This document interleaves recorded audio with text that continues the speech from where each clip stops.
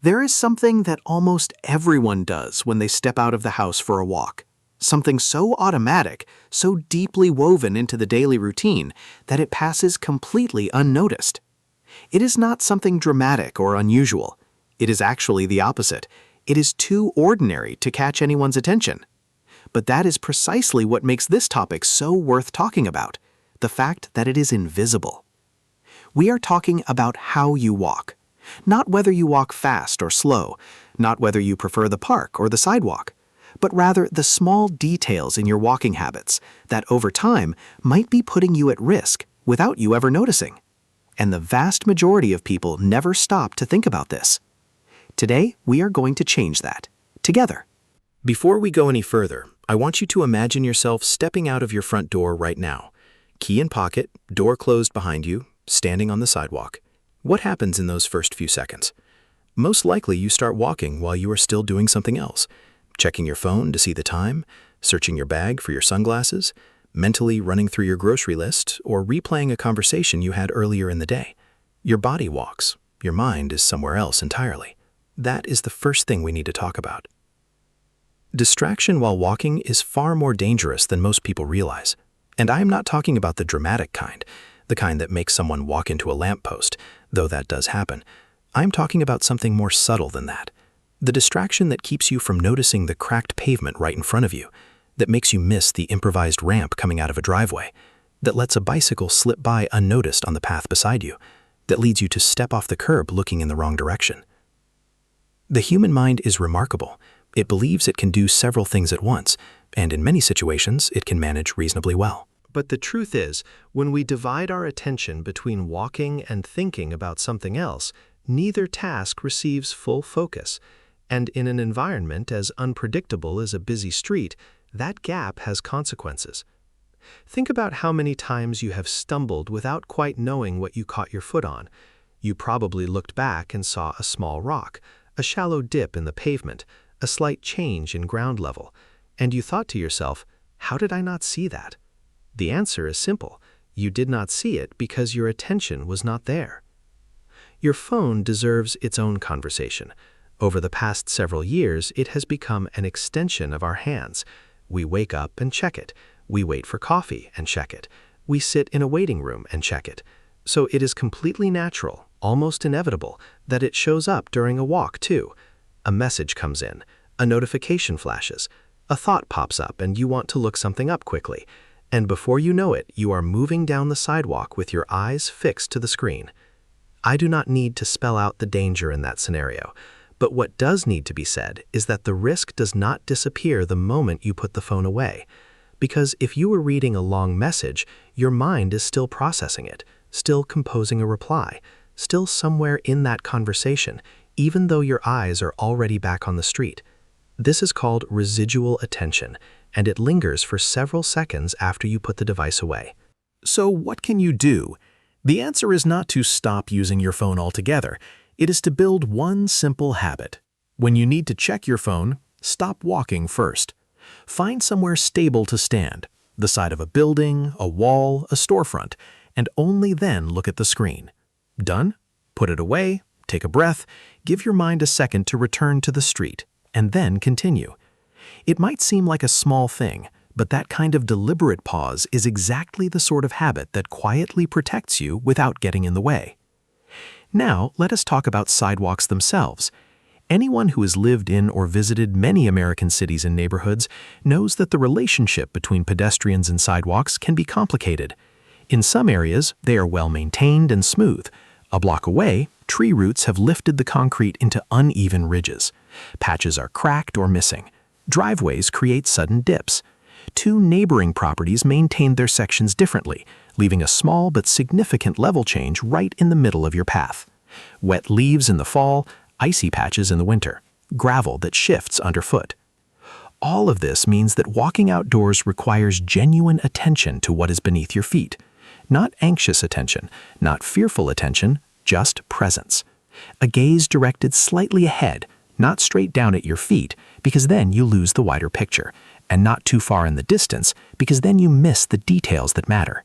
There is actually an ideal focal range for walking, roughly 5 to 10 feet ahead of you.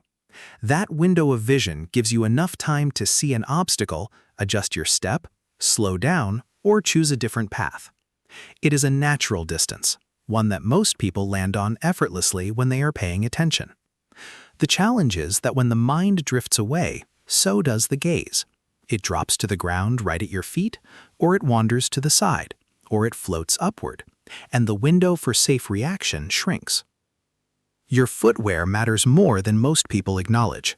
Sandals with thin straps, shoes with smooth soles on a wet day, sneakers that are 2 sizes too large and shift with every step. All of these quietly undermine your stability without ever announcing themselves as a problem. The ideal walking shoe fits well, has a sole with some grip, supports the ankle slightly, and holds the foot securely without squeezing. That combination gives your body the solid foundation it needs to respond quickly and confidently when the ground shifts unexpectedly. It is a detail that sounds simple, maybe even too simple to be worth mentioning. But the difference between a foot that is well supported and one that is loose inside an ill-fitting shoe is real and measurable, not just in comfort, but in how your body handles surprises. Now, here is something that very few people think about when it comes to sidewalk walking: which side of the sidewalk you choose and which direction you face in relation to traffic. In areas where there is no designated bike lane and sidewalks are narrow or shared, the direction you walk relative to the flow of vehicles makes a meaningful difference. When you walk with traffic behind you, moving in the same direction as the cars, you cannot see what is approaching. If a car mounts the curb, if a bicycle comes too close, if something goes wrong, you have no warning and no time to react. When you walk facing traffic, you can see what is coming. You have information. And information gives you options. This principle is well established for people walking on rural roads where there are no sidewalks at all. Always face oncoming traffic so you can see it and step aside if needed. The same logic applies in urban environments, especially on narrow streets or in areas where vehicles frequently encroach on pedestrian space. Facing traffic means you are never surprised, and in a busy, unpredictable street, not being surprised is a significant advantage. Crossing the street is another moment that deserves far more deliberate attention than it usually gets, and I am not just revisiting the childhood lesson of looking both ways, though that still applies. I am talking about something that happens to almost everyone: the habit of crossing on autopilot. How many times have you arrived at a crosswalk and simply stepped off the curb without really deciding to? The light was green, the crowd started moving, and you went with it. No pause, no personal check, no confirmation that the cars had actually stopped. A green pedestrian signal is permission to cross. It is not a guarantee that crossing is safe. Drivers run red lights. Motorcycles come through gaps in traffic. A bus that appeared to be far away arrives faster than expected. That is why, even with the light in your favor, the habit of pausing for 1 single second before stepping off the curb makes a real difference.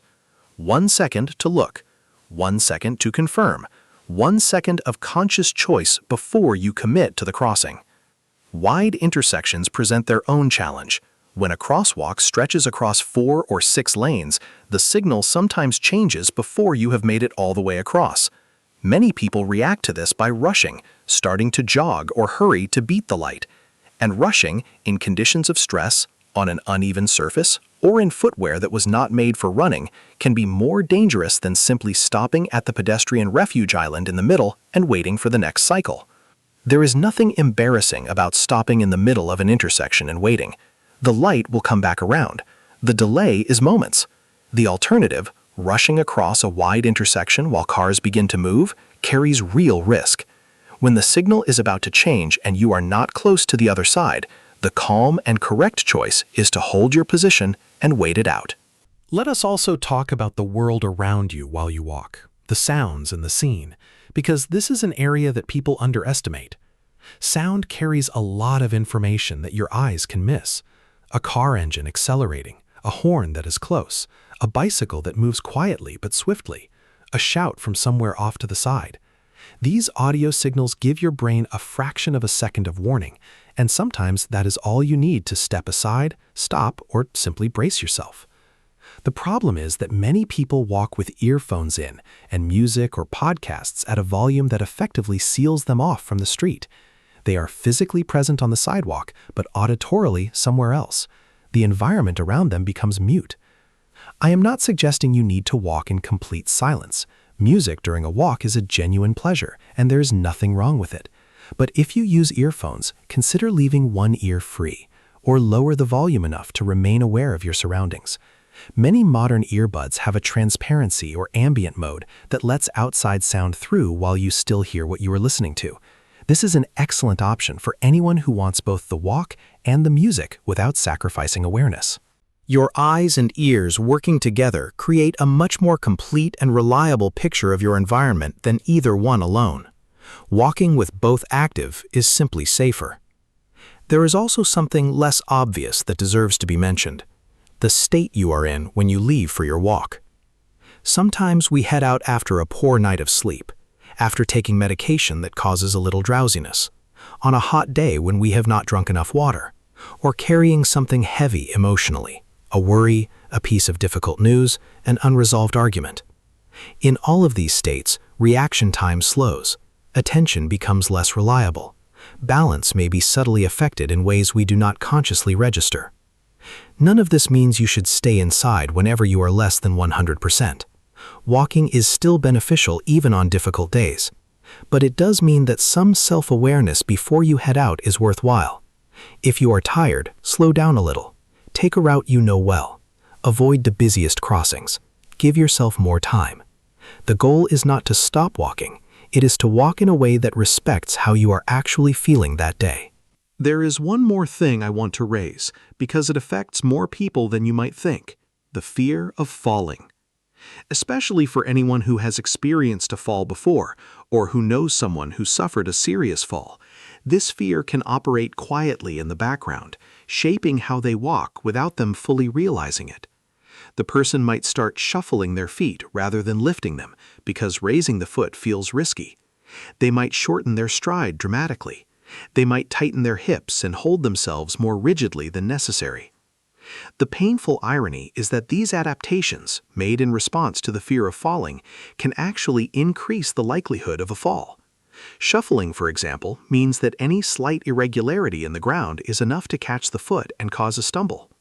An overly short, tense stride disrupts the natural rhythm that gives walking its stability. If you recognize that fear of falling is present in your daily life, if it influences how you approach stairs, curbs, slopes, or uneven ground, speaking with a physical therapist or a qualified fitness professional can be genuinely helpful.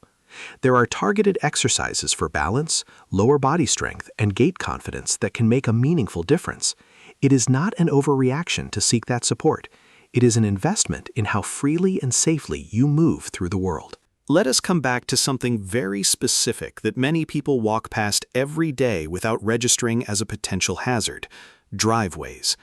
In residential and commercial areas alike, sidewalks are frequently cut by driveway aprons, those sloped sections where the pavement drops from sidewalk level down to street level to let cars in and out. At these points, the surface often changes, the slope changes, and the most important thing that changes is this: drivers exiting a driveway are almost always looking at the road, not at the sidewalk. They are watching for a gap in traffic. They are checking for oncoming cars. And in doing all of that, they may not notice the pedestrian crossing right in front of them. That combination, a surface change, a slope, and a driver whose attention is directed away from you, makes driveway crossings a genuinely elevated risk point on any sidewalk route. The simple habit of slowing down as you approach a driveway, checking whether any vehicle is moving, and only proceeding once you are sure the path is clear, can prevent a lot of close calls.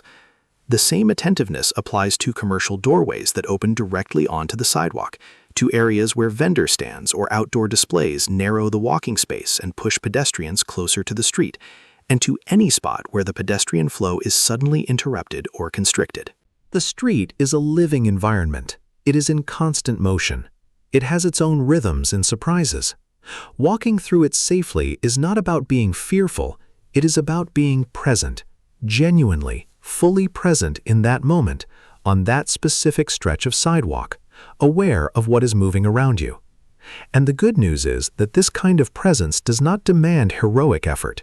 It does not require you to walk slowly at all times, or to scan in every direction simultaneously, or to move through the world in a state of constant alertness. It simply asks that you bring your attention with you when you go out, that you return to the walk the focus it deserves. Over time, that becomes habit. It stops being a conscious effort and becomes your natural way of being in the world when you move through it. You start reading the sidewalk before your foot lands on it. You start catching sounds before they become situations. You start crossing with intention rather than walking in a way that protects you without restricting you. There is one last thing I want to leave with you before we close. Not a rule, not a technique, but an invitation. The next time you go out for a walk, try something simple. Keep your phone in your pocket for the first 5 minutes. No music, no podcast, no messages, just you and the street. Notice what is around you. The people passing, the trees, the buildings, the sounds, the light. Feel the ground beneath your feet. Notice how the air feels. Pay attention to how your body moves. What often happens is surprising. Walking with full presence, with no screen dividing your attention, turns out to be more restful, not less. The mind that was scattered gathers itself. The attention that was split becomes whole. And the body, which had been running on autopilot, is guided again by you. Walking is not simply the act of moving from one place to another. It is one of the oldest and most powerful forms of self-care that human beings have ever practiced. But for it to serve that purpose, for it to strengthen you, clear your mind, and keep you safe, you need to actually be there when it happens. And now you know how to do that. Take care of yourself. See you next time.